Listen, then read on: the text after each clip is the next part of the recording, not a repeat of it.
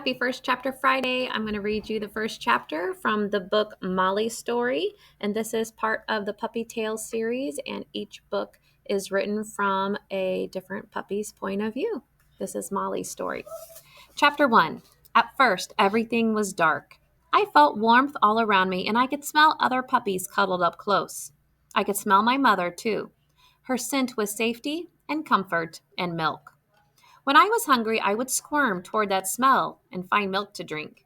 When I was cold, I would press close to her fur or burrow under a brother or a sister, and then I'd sleep until I was hungry again. When I opened my eyes after a few days, things began to get more interesting. I could see now that my mother's fur was short and curly and dark. Most of my brothers and sisters looked like that too.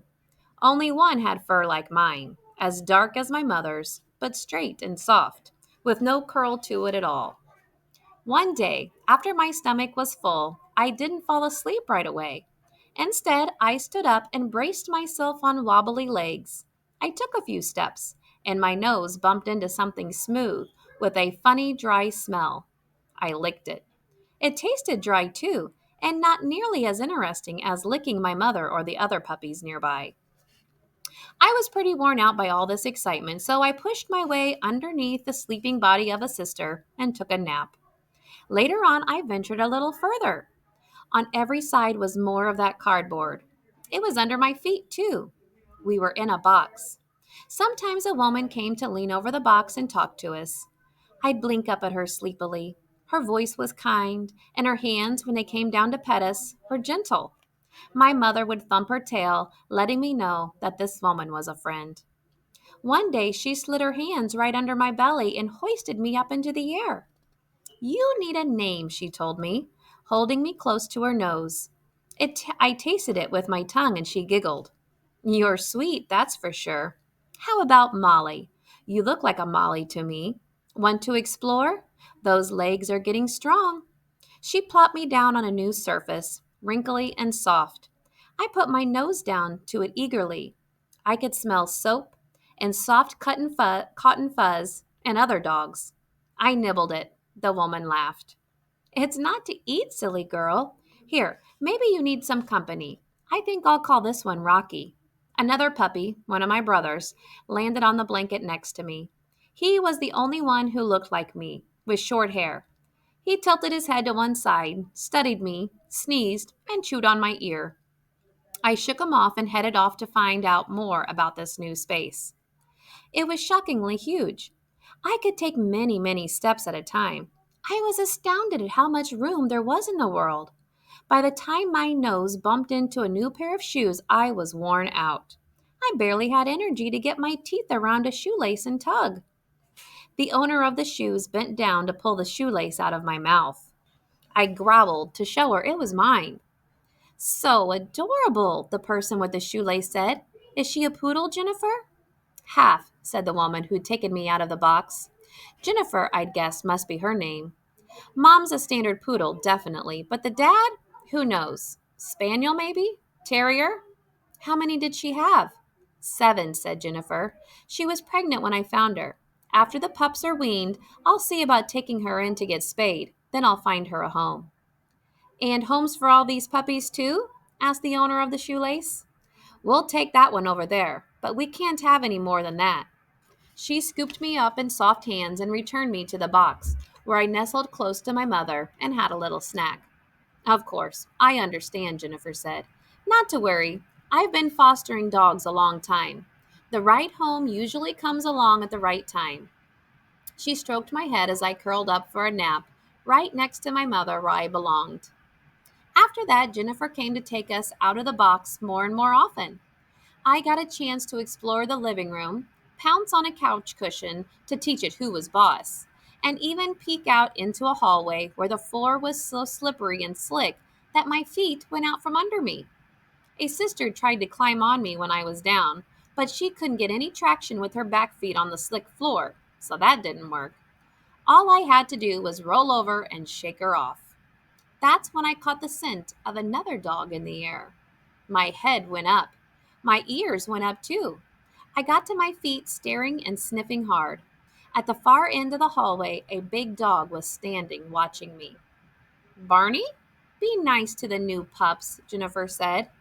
Barney was very tall, much taller than my mother, and I could smell that he was male. He had astonishingly long ears that hung down beside his face and swung back and forth when he put his head down closer to the ground. I was fascinated. I didn't have ears like that, and my mother didn't either. Neither did my brothers and sisters. I set off to investigate. My sister stayed behind me and whimpered a little for our mother to come and save her. But I was ready to find out more. With each step, my feet tried to skid away from me. My claws were no help at all. They couldn't get any kind of grip on the polished floor. But I pressed on, and soon I was right up close to the new dog. Barney put his giant muzzle down to the ground. It was as big as my whole body. He sniffed my face. Then he sniffed along my whole body, nudging me so hard with his nose that I lost my balance and sat down. But I held still. He was bigger and older, and I knew that it was my job to stay quiet and let him do what he liked. Good dog, Barney, Jennifer said. His nose came back to my head. He let out a snuffly sigh and turned to walk away. His long, droopy, silky ears swung back and forth, and I just couldn't resist. I jumped forward and snatched at one of those ears with my teeth. Barney snorted and pulled his head away. I held on. It was tug of war. I couldn't bite very hard yet with my weak jaws, but already I loved playing this game. I'd do it with my brothers and sisters in the box whenever we found anything we could chew. I'd never played it with anything as wonderful as a long, soft, dangling ear. Molly, no, called Jennifer, trying to sound stern, but she was laughing. Barney backed away, looking confused. He towed me with him, my teeth still in his ear. Then he shook his big head, and I tumbled over in a somersault, ending up flat on the floor with all four of my legs splayed out in different directions. Barney snorted again and began to walk away. I charged up, ready to chase him and get that ear again. But Jennifer scooped me up before I could manage it and settled me back in the box with my litter mates. It wasn't fair because I knew that if I set my feet in, I could really give that ear a good tug. But a big meal and some sleep took my mind off of the injustice.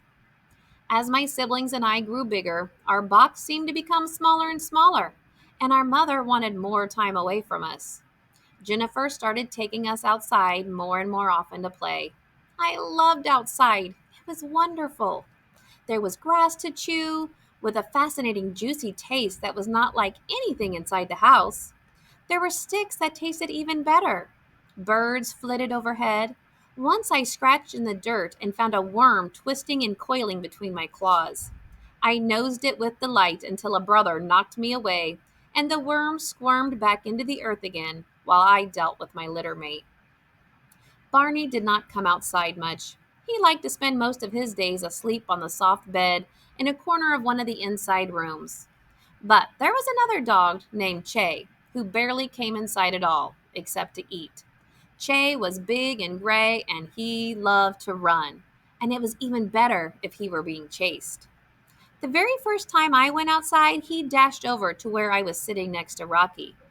Che bowed down low on his front paws, his back legs high in the air, his tail beating back and forth. Then he jumped up again and ran away, looking at us to see if we'd figured it out. Rocky and I were staring at him. What did he want? Che seemed to decide that we didn't understand. He came back and bowed again. Then he dashed off once more. Rocky seemed fascinated by Che's plummy tail. He set off after it, and I set off after Rocky. It would not be right if he had fun without me. Che raced in a big circle around the yard so fast he came up behind us. I jumped around to stare at him. Rocky yipped. Che bowed again and tore off. We followed, running as fast as we could on our short, clumsy legs. It seemed the right thing to do. Every time we came outside after that, Che was there, begging us to chase him. We always obliged. But Che did not stay long at Jennifer's. One day, a woman came to visit, and she took Che home with her. It's wonderful what you do, she said to Jennifer, as she stood by the gate to the yard, with Che on a leash beside her. "I think if I tried to foster dogs, I'd wind up keeping all of them." Jennifer laughed. "That's called foster failure, Mrs. Kuttner. That's how I ended up with Barney. He was my first foster. I realized, though, that if I didn't get control of myself, I'd adopt a few dogs and then that would be it, and I wouldn't be able to help any others." "Come, Che," the new woman said, and she tugged at the leash. Tail wagging, Che bounded after her. They went through the gate, and it shut behind them. Che was gone. All right, if you enjoyed this story like I did, read Molly's story or other books in the Puppy Tales series. I think you'll like it.